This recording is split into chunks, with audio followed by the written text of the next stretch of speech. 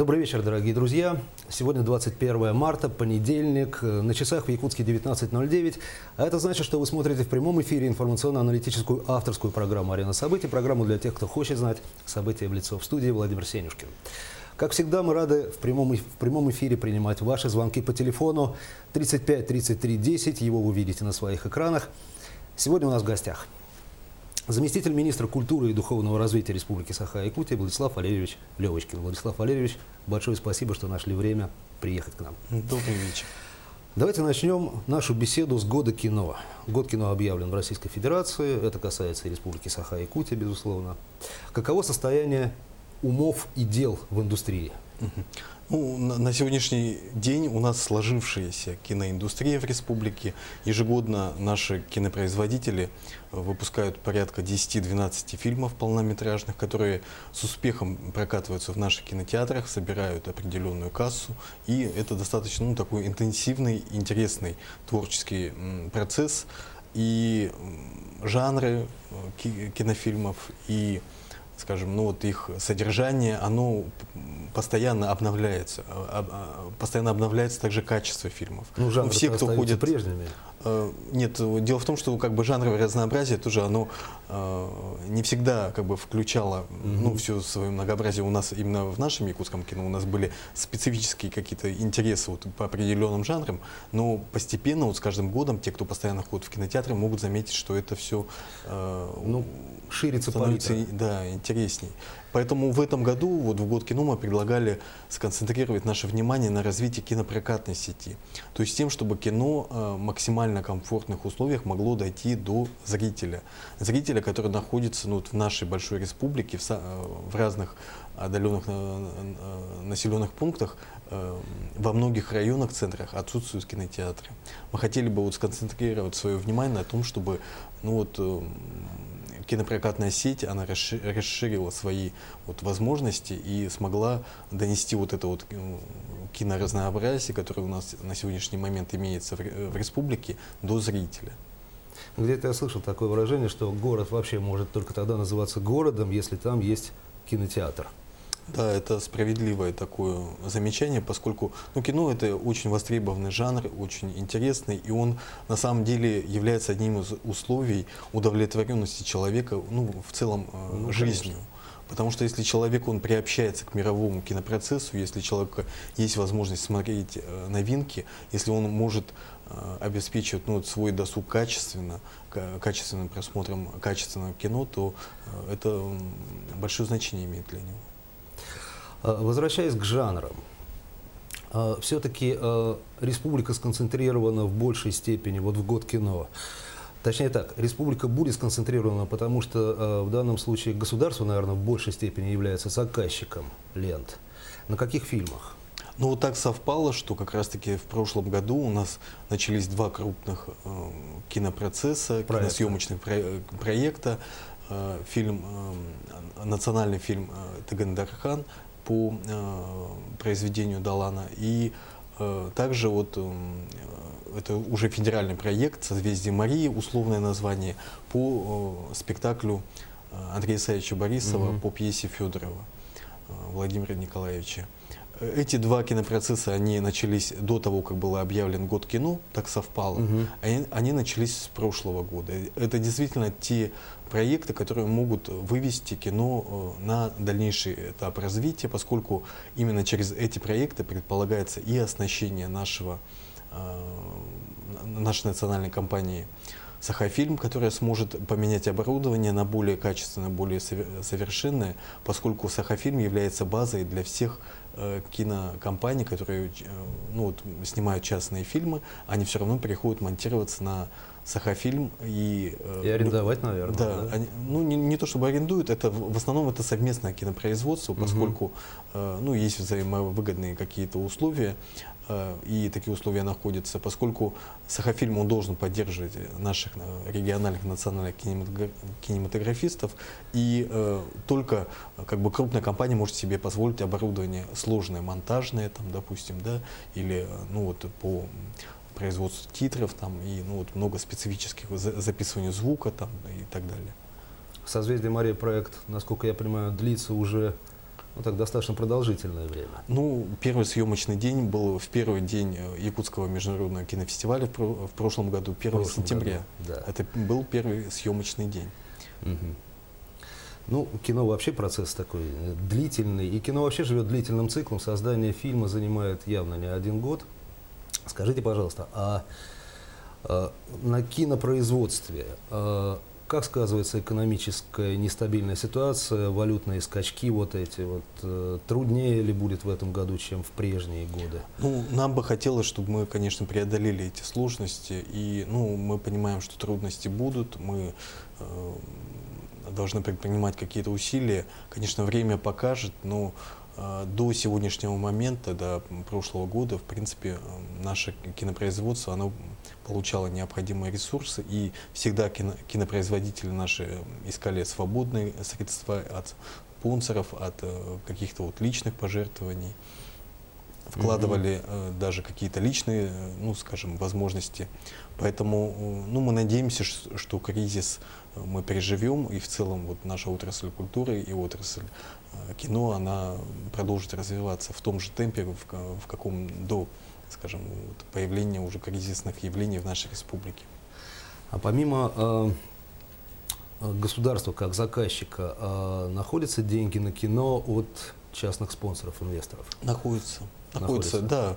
Вы когда идете в кинотеатр, можно увидеть в титрах всех, кто помогал этому фильму. Ну, в принципе, да, есть, ну, немногие компании, их не так уж много, но есть те, которые могут себе позволить и действительно считают нужным развивать и помогать якутскому кинематографу. Это очень тоже важно и значимо.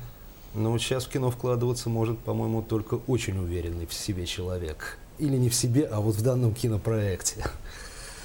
Ну, непростые просто времена переживает. Хотя, вот производство в России вообще в целом, да и в Якутии в частности, кино стало явно дешевле. Себестоимость производства по сравнению с другими рынками. Как вы думаете, а иностранные партнеры, иностранные компании могут воспользоваться ли этой ситуацией и прийти в Якутию снимать свои фильмы? Пользоваться Якутией как площадкой?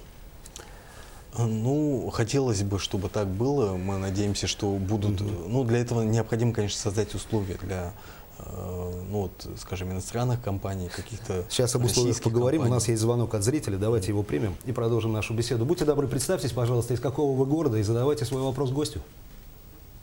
Здравствуйте. Здравствуйте.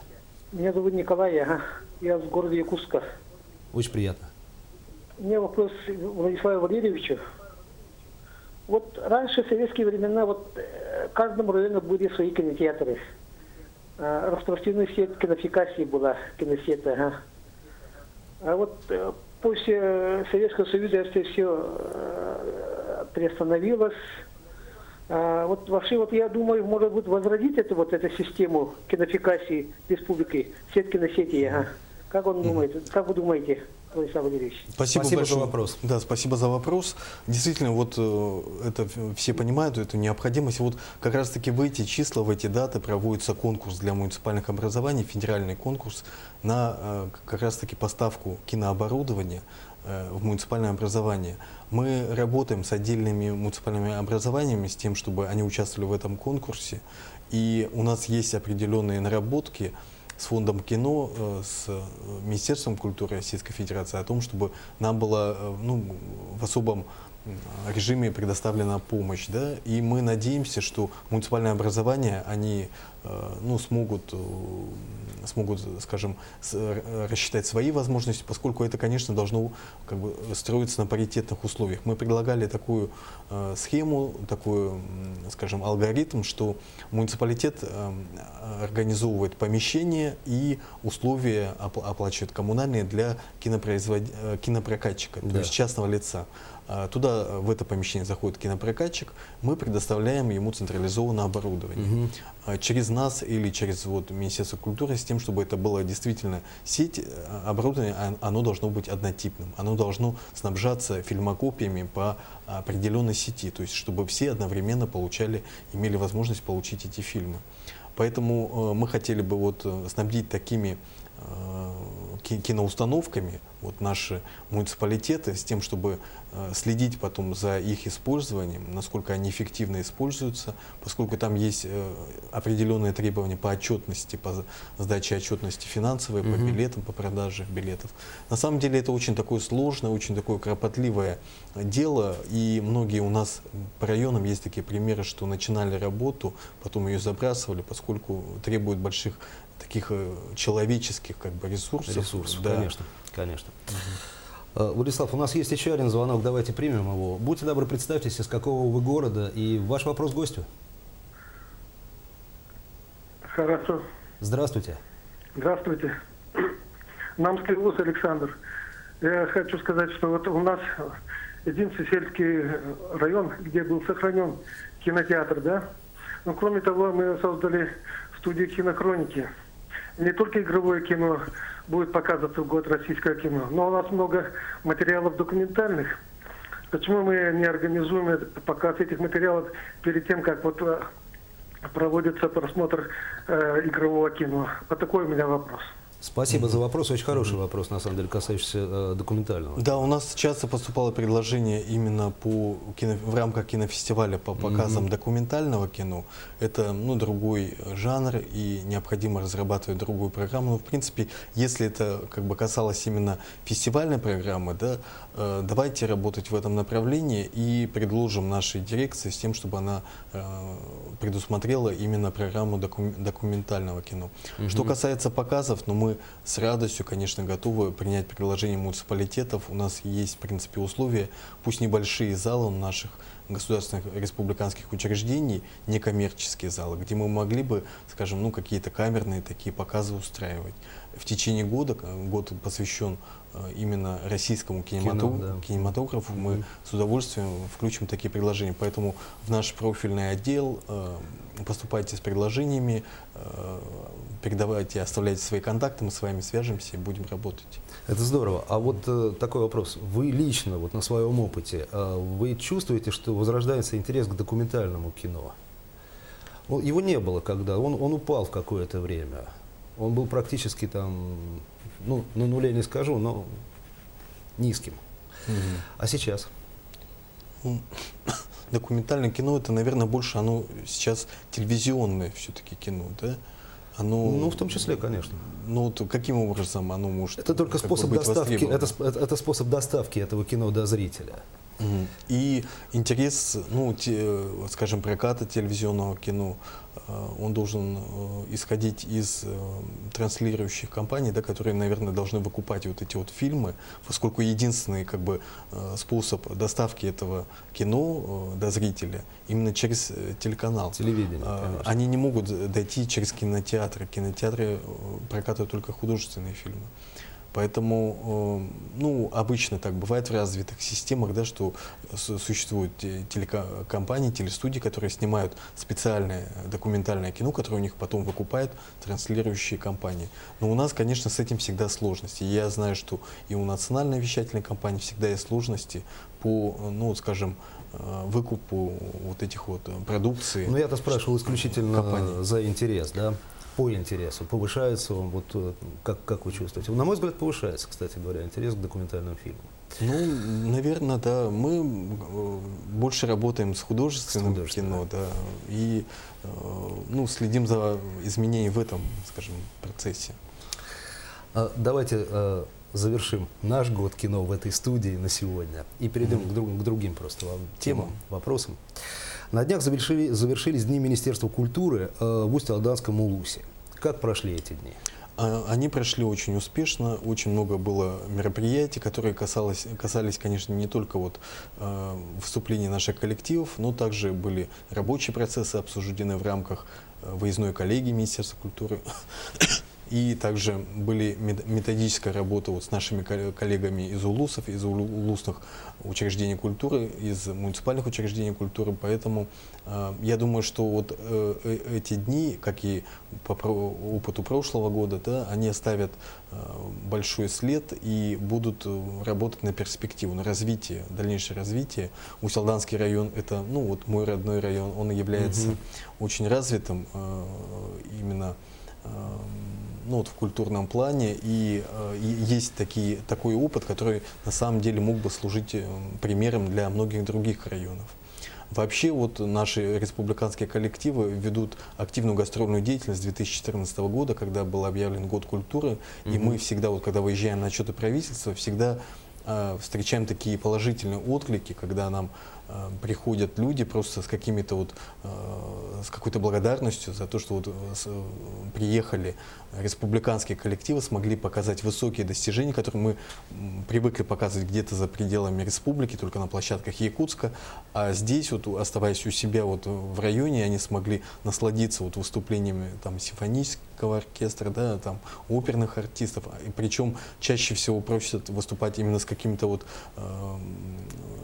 произведениями классического искусства. Репертуар. Да, именно такая потребность есть. И наши артисты, когда возвращаются в Якутск из таких поездок, они, конечно, тоже очень воодушевлены, вдохновлены, поскольку не только потому, что они вот, ну, как бы встречают благодарных слушателей, а таких много. Просто залы собираются, и люди аплодируют, не уходят, не расходятся. Кто-то плачет, даже в зале сидят, уходят со слезами на глазах. Но также встречает увлеченных и очень таких заинтересованных в развитии нашей национальной культуры людей, которые работают в муниципальных учреждениях, которые увлечены своей профессией. Это очень воодушевляет на дальнейший подвиг. А показал ли такой пример долгосрочного эффекта Дни культуры министерства в Нюрнбергском районе в прошлом году? Да, в Нюрнбергском районе находится наш республиканский театр, драматический, передвижной Нюрнбергский театр, который в этом году проводит большие юбилейные мероприятия, ему исполняется 50 лет. И мы считаем, что действительно вот эта коллегия, которая у нас состоялась в Нюрбе в прошлом году, она позволила выйти на вот другую, на новую ступень развития, поскольку нашим республиканским коллективам тоже не хватает, может быть, внимания где-то, да, с нашей стороны. И вот такие вот выезды в районы, где мы можем как бы вплотную, с близкого расстояния увидеть проблемы, с которыми живут и наши республиканские коллективы, и наши муниципальные коллеги, конечно, они имеют большой эффект. То мероприятие, событие, о котором невозможно не сказать, международный фестиваль балета «Саха Дэнс Фестивал». Каковы лики современной хореографии? Что показал фестиваль? Ну, фестиваль показал то, что нам, может быть, на якутской земле еще нужно больше развивать и больше уделять внимание современному балету. И показал о том, что то, что есть совершенно разные подходы, совершенно диаметрально противоположная школа европейского балета и восточного балета. К нам приехали гости из восточных азиатских стран, из Центральной России, из европейской части. И, конечно, показало о том, что у нас есть много общего. Владислав, вчера спасибо. состоялось большое завершение. время уже истекло наше. Я напоминаю нашим зрителям, что в гостях у нас был заместитель министра культуры и духовного развития Республики Саха-Якутия Владислав Валерьевич Левочкин. Наше время в эфире истекло. Я только хочу напомнить, что культура и внешний лоск – это совершенно разные вещи. Всего вам доброго. До свидания.